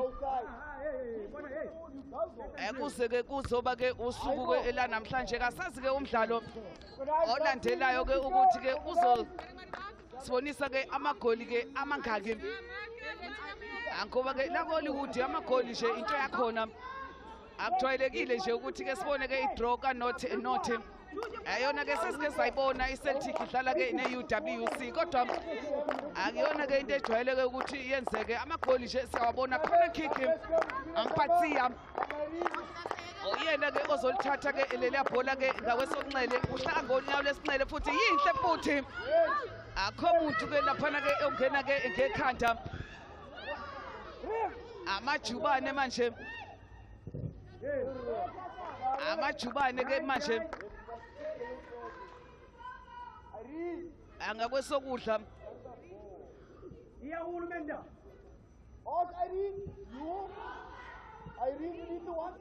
uyabona ke iVasco njengoba ke ithola ke le goli igoli ke layo ke elesithathu emidlalweni ke emithathu anoma ke ishayiwe emidlalweni emibili kodwa ke ishawa ke ilitholile igoli iVasco ngoba ke iUJ ibashaye 3-1 obox njengoba ke ephumile uyena owashaya igoli umdlalo wokuqala abedlala ke nayo ke lapha eCeltic futhi yabashaya ke ngo-2-1 akusho ukuthi ke bayakwazi ukushaya amagoli inkinga nje ukuthi ke bavale emva nangu goalkeeper efuna ukuzifaka enkingeni uWilliams kodwa ke waphinda ke wakwazi ukuthi ke alikhiphele ke ngaphandle ke ibhola Jessica Williams unikezwe nje kamnandi ibhola enikezwa ke uBhaka wamnikeza ne-instruction ukuthi likhahlele lihambe awafuna ke ukuthatha esakhe isikhathi uWilliams wacishe ke wafaka nje amanzi ke endlini isidingo ke esingekho throw in ngakwesokudla Azweni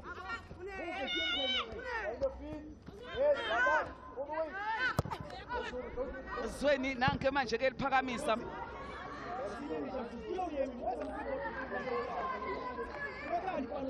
yabona ke ngakwesokudla lebohange amuloyi throw in nangifuthi ke omunye ke umunana Mkwena defense ustrong nange elifaka elicela ebhola ke laseke liphumela ke ngaphandle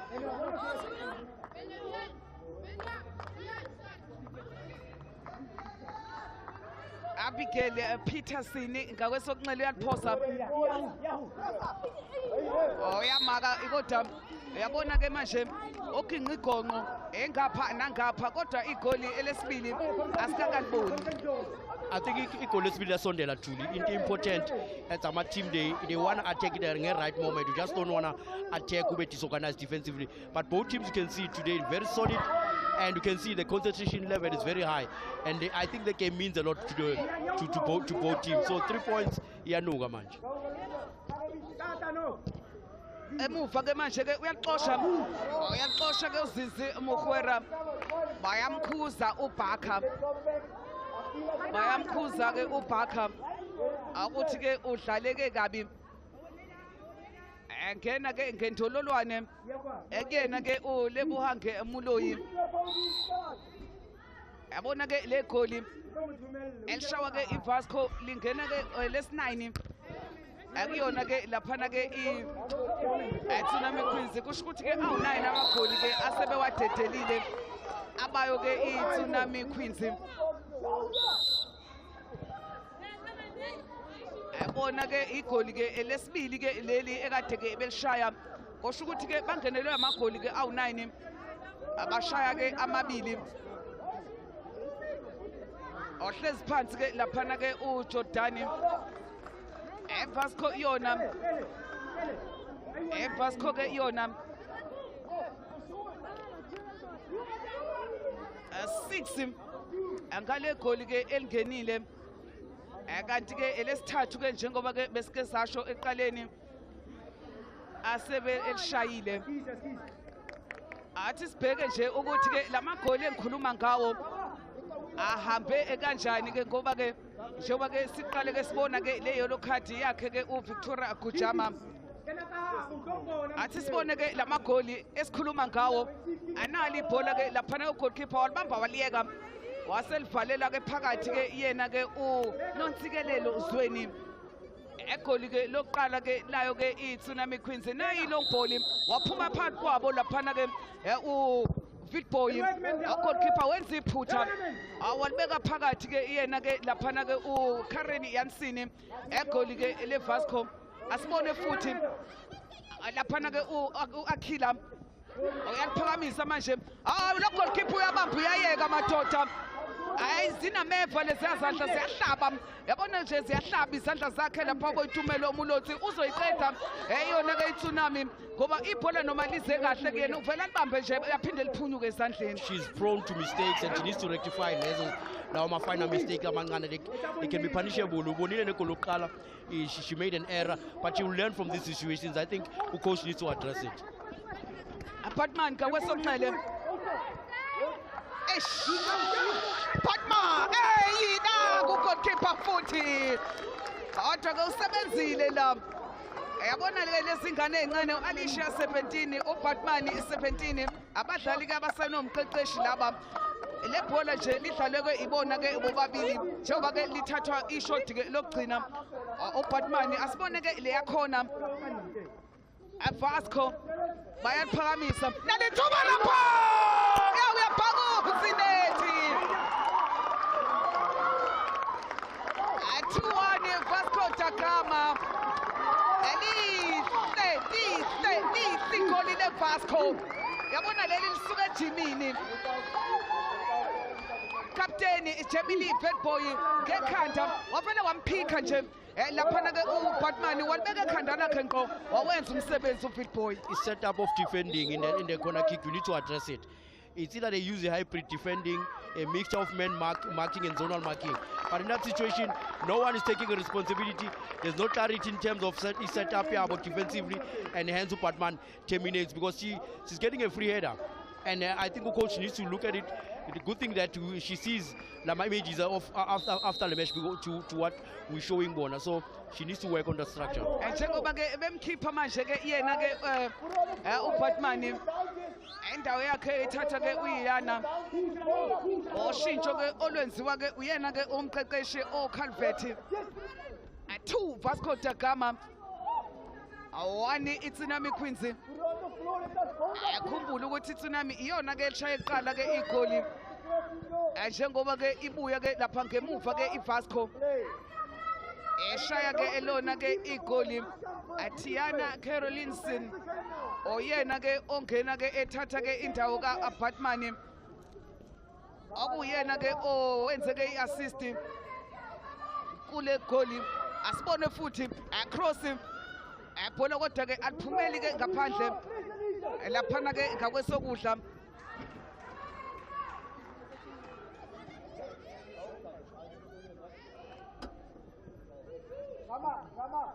ayitsavele ke zashintsha manje ke izinto ongena ke koBhaka sekumenza manje ke uFitboy akwazi ke ukuthi kafike eduze ke kwepali awubheke namanje ayinhle kodwa ke iphasi yakhe awaphinde wayimaka sala phansi nange manje ethi noMphephe alibekwe phansi i-free kick yabona amakhuluma ngomdlali osebenza kanzima umdlali olisebenzelayo ke iqembu ukhulunywa ke ngaye ke uJamili Fitboy 24 years iminyaka yakhe kuleli qembu bahlangana ngamakhanda laphana ke kuleli bhola siyobona ukuthi bani uzogcina ke eshayile le free kick kodwa ngeke ngimangale mayithatha uBhaka. Definitely because of his technical ability yakhe.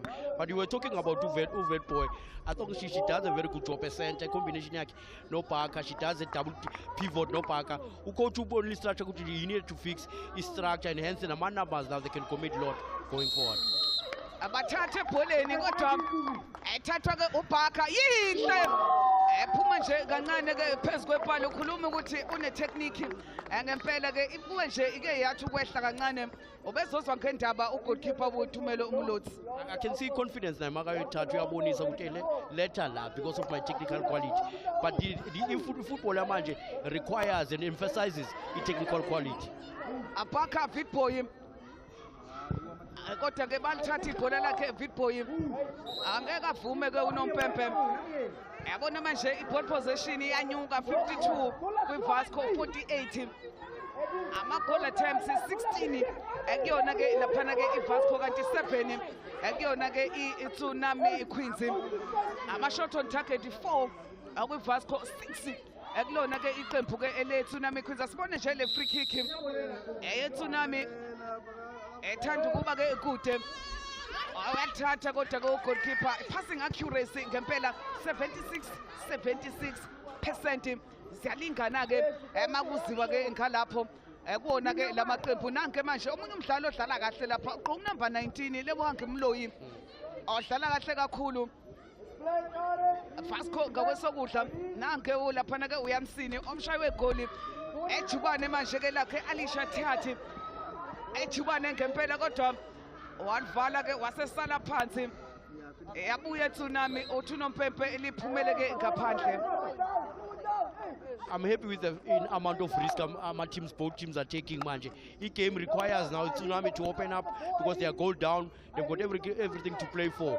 For Vasco, it's about maintaining, keeping position, but obviously trying to force a progression. Abigail Peterson left back ile anange niphakamisa kahle futhi kodwa ugoalkeeper uyaphuma uyalibamba ke leli yena ke laphana ke uMthumelo uMulotsi. Asibone manje ke ijubane liyamshiya ibhola Amanana Mukwena Amunana Amukwena ke waseqwaqwa yena ke uManana Amukwena. Asibone nje lo shintsho ke lakhe manje umqeqeshi bamkhipha manje uRifile Mukwena. Oshintsho ke olwenziwa ke umqeqeshi awayo ke iTsunami Queens. Abona manje ke ufaka nje umgadli amathilenge eRamukala ukuthi ke azame manje ukuthi ID number ziye phambili ngoba isikhathi siyaphela uyadliwa yena ke umqeqeshi ingakho manje khetha ukuthi othi ngidonse umdlalo odlala defensive ngithi ufaka nje awushoshela phambili nangomunye manje odlala kahle uJindi.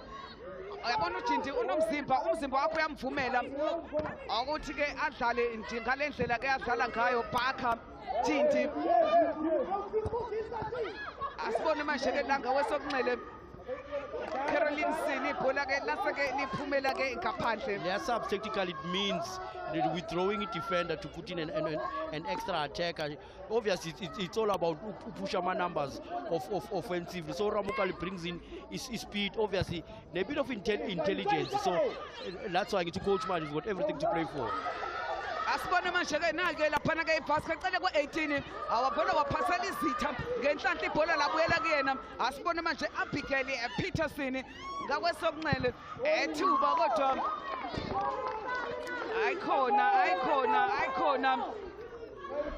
ayikhona Yansini ibhola lakhe liphuma nje kude ke namapali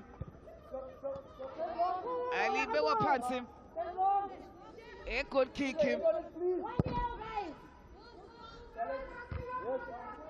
Abaka unikeza Avidboy awagudluza umuntu.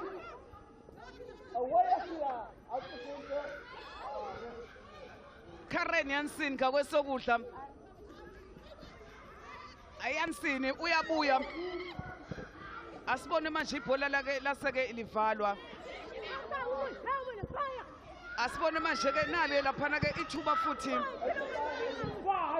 iyavimba laphana ke emuva iTsunami Queens emufukenki. Abigail Peterson weVasco.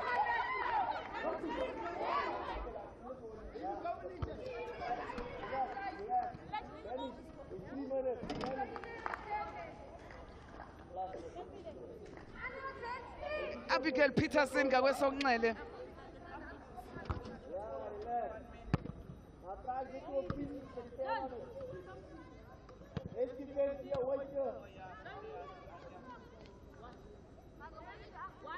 I throw in Abigail Peterson.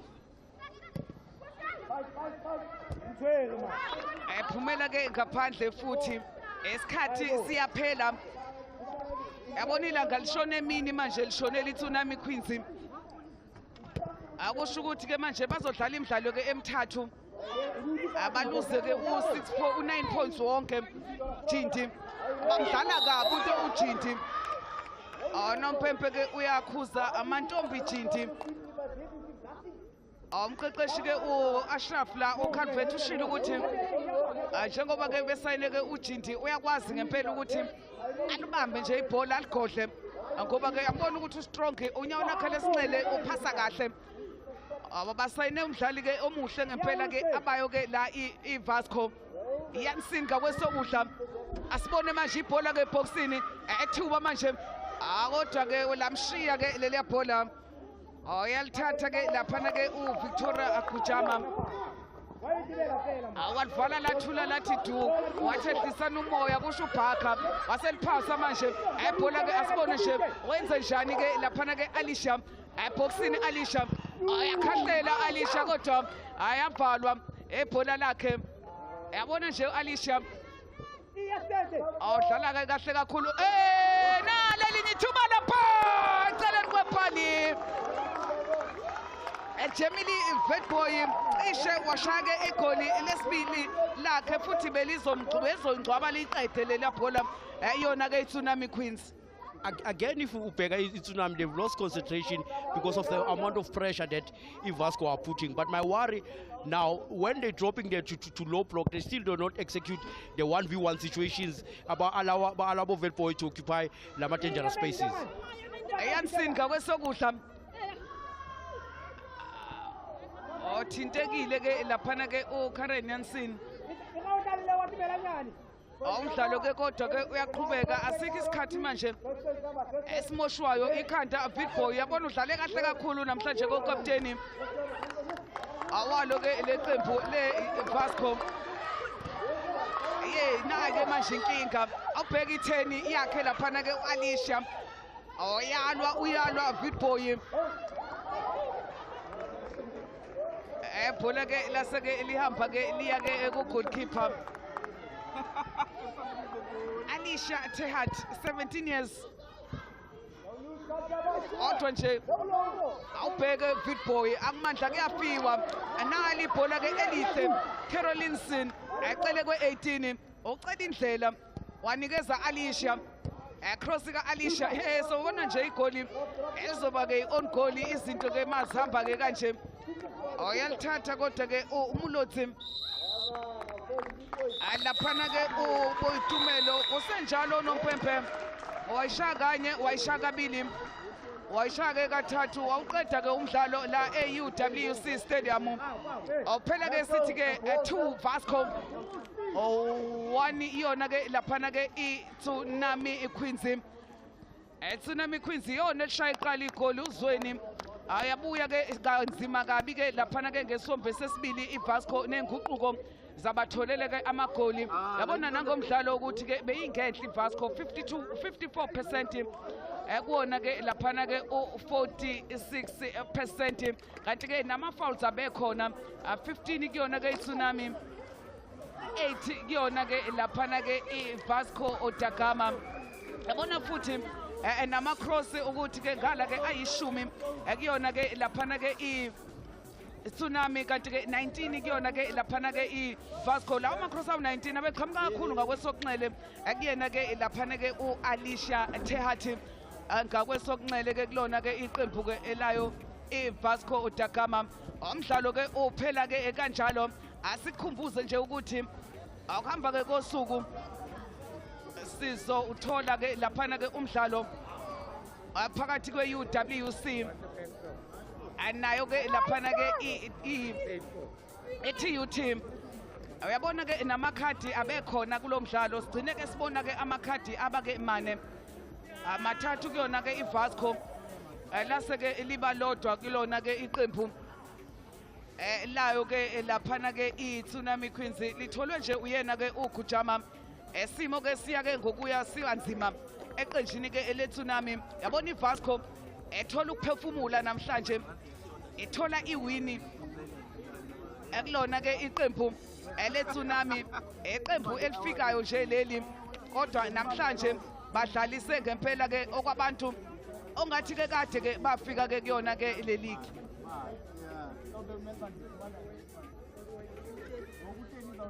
Umqeqeshi ngempela ke akaneme ke laphana ke uThabiso Mfukeng ngoba ke uyazi ukuthi emidlalo ke iyahamba babheke manje kumdlalo wesine. Umdlalo wesine izinto ke zabo ke azihambi kahle kodwa ke thina siyagoqa la sithi ke asambe siye laphana kuvusiwe ku touchline nabaqeqeshi. Siyabonga kakhulu ukuthi ulisile Mia kanye futhi naye ke uSiphiwe Mkhonza basiphathele kahle umsebenzi we-commentary wanamhlanje, and that's really how it plays out between these two sides. Vasco da Gama being able to register their first 3 points in this league ever since coming into the Super League. Of course, they were part of the Sasnal National Championship, and that's where they got promoted. Here is now Coach Ashraf Calvert of the winning team. Coach, what a game it was for you here today. I mean, we saw those substitutions making such a big change for you, as well as bringing in Janssen, who you initially did want to start with, and change that. And of course, your captain leading from the front. Your thoughts on the game? I think we've had heavy weather of it, but the main thing we got our 3 points. I think we settled in the second half because first half we were nowhere, not playing our normal self, and that's why I had to make the changes. Bring us into that halftime discussion. What is it that you were saying to the players? Because as you came in from the second half, we saw a little bit of difficulty, but then all of a sudden it switched up and everything changed. Yeah, so I had to just bring them down. I think they were more fighting amongst each other and not focusing on what we need to do. I think they started the game all nervy, and that's the main thing we had to focus on, just to calm down and play your game. Congratulations, Coach. You do walk away with the 3 points. We now bring in the losing coach here today, Coach Thabiso Mofokeng. Coach, unlucky for you here today, especially because Kiluna lifumaning goal yaoqala go gaming in, but you walk away with nothing. Your thoughts on the game and how the team played today? Game said it protect the goal. We did these mistakes. Then player got make fitness into this. Hard luck here, Coach. Thank you. All right, well, that's how we wrap up the proceedings in this first encounter here today. We did tell you that it is a double header, so we do still have another encounter coming your way. It is going to be the Battle of the Universities. It will be UWC up against TUT. It finishes 2-1 here between Vasco da Gama as well as Tsunami Queens. Your player of the match, Jamie Lee Vitboy. We now take it back to the team in studio. Vasco da Gama have registered their first win of the Hollywood Bets Super League. They came out victorious against Tsunami Queens, and the Free State Bay side are really going to be feeling hard done after they squandered their 1-0 lead. And of course, that goal came in from Uzweni in the 49th minute. I think this happened because Umukwena was allowed to go forward with the 5 at the back. The full-backs were able to venture forward and try to get those goals going in, and that's why they were able to score. Yeah, but and that is the equalizer for Vasco da Gama. Ball one in the middle of the park, and that's the winning goal, a free header for Jamie Lee Witboy. You see that the defense was really caught napping, no marking there on the side of Tsunami Queens, and first win for Vasco was really great for them. Witboy also the player of the match, playing such a pivotal role in today's game. She started as a defensive midfielder with Peterson, and then when she came off and Baka came on, she was able to go behind, and Witboy was able to go forward, push as an attacking mid. And at some point we saw her joining in to become the second striker. Technically she's good. She's able to spray those passes to Janssen and to also Jordan, who later on came off. That way she was linking with Tahad, and I think the combination here with Tahad, also with Baka saying, I'm behind you guys can go forward, between Witboy, Tahad and Janssen coming on, it made it easy for her to interlink, and that's why she got the player of the match accolade. We need to give Coach Thabiso Mofokeng time, you know, but manje, this is the 3rd consecutive loss. You got to see a coach that was thinking. The first half, his 5-3-2 worked for him very well. He frustrated Vasco da Gama, made sure that they weren't able to score, and made sure they weren't able to attack. And then you're looking at Vasco da Gama on the other hand, the coach Ashraf. He too, also the second half, the changes worked very well for them. So the two coaches thinking on their feet and making sure they make the changes that work for them. The one thing I must say is congratulations to both of you. You got the prediction spot on this Mother's Day, so excellently done. And of course, we need to hear from the player of the match for today's encounter, the captain, Vasco da Gama, Jamie Lee Witboy. Jamie, your thoughts on the team's performance here today as well as how you performed? Our first 2 games wasn't that good, but we managed to pull together, work as a team, and managed to get the 3 points at home, away from home. And just looking at the outcome of this encounter, how does it motivate you going into your next game where you will be up against a side that is yet to lose a game? Just to pick up where we left off and work harder and stay together as a team, work together as a team, and continue getting the 3 points. Congratulations there to Jamie Lee Witbooi and Vasco da Gama. 2:30, it is going down. The University of the Western Cape is taking on the Tshwane University of Technology. 3 points are at stake. A victory should be imminent for one of those teams. We'll leave it there for now from the panel and myself, but we will check in with you just a little bit later on.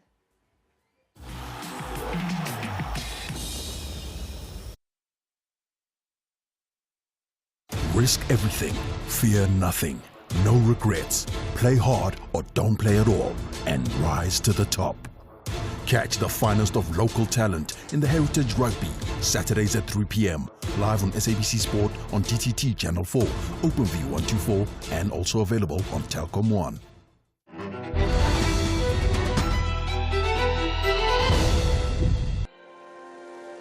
Water. It is colourless, featureless, tasteless. It sustains all life on Earth. Water is vital.